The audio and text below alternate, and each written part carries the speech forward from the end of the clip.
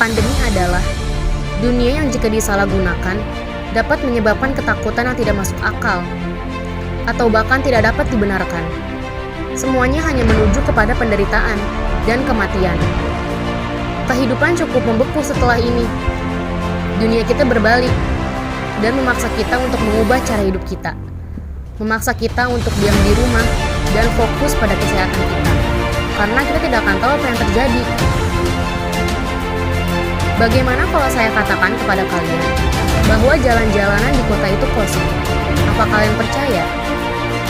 Bagaimana kalau saya katakan semua sekolah dan tempat-tempat umum lainnya juga ditutup? Apakah kalian akan percaya?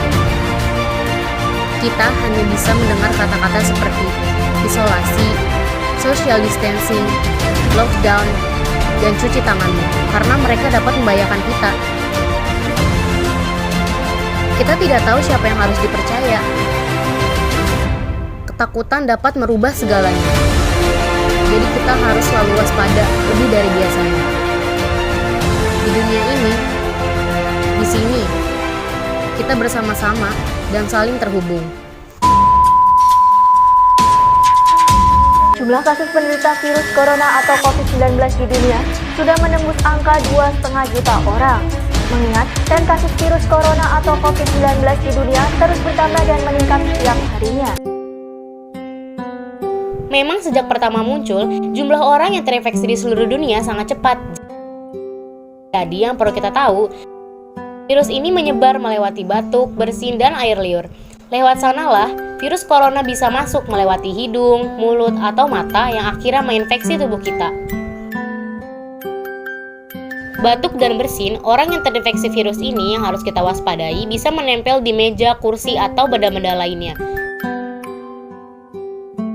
Sampai beberapa hari ke depan, siapapun yang memegangnya akan tertular. Makanya sekarang, kita perlu mencegah penularan virus corona. Apabila kita terpaksa keluar rumah, wajib pakai masker sesuai imbauan pemerintah. Dan jaga jarak dengan orang sekitar yang batuk atau bersin setidaknya 1 meter dari orang lain. Buat yang masih sehat, jangan coba-coba pegang muka, tangan bisa memindahkan virus ke mata, hidung, dan mulut. Sering cuci tangan dengan air sabun setidaknya selama 20 detik. Pastikan seluruh bagian tangan tercuci hingga bersih.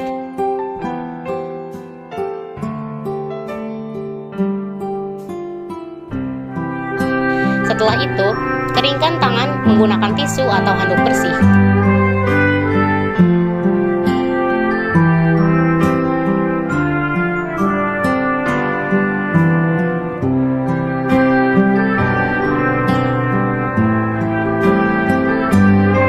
Kalau kita sedang di luar dan tidak ada sabun, bisa memakai hand sanitizer. Dan sebisa mungkin untuk tetap di rumah sesuai imbauan pemerintah untuk memutuskan rantai penularan virus corona. Tapi, tidak sedikit orang yang merasa jenuh lantaran harus diam di rumah. Padahal, kita bisa melakukan hal-hal yang bermanfaat di rumah. Contohnya, bisa banyak waktu untuk hobi yang selama ini tertunda akibat kesibukan. Punya waktu yang lebih dengan orang terdekat. Dan di rumah pun kita bisa berolahraga untuk meningkatkan imun tubuh supaya tidak rentan terkena virus. Jika ingin keluar rumah, harus memakai masker.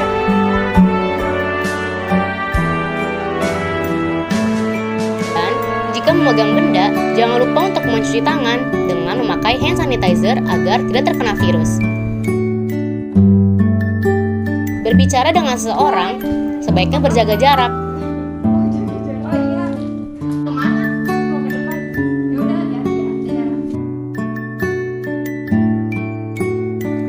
Membuka pintu dengan memakai siku tangan. Meskipun sederhana, semua langkah ini sudah cukup untuk melindungi diri kita dari virus ini. Yang sulit adalah memastikan diri kita dan orang sekitar kita untuk melakukannya. Intinya, jangan lupa untuk selalu jaga kesehatan.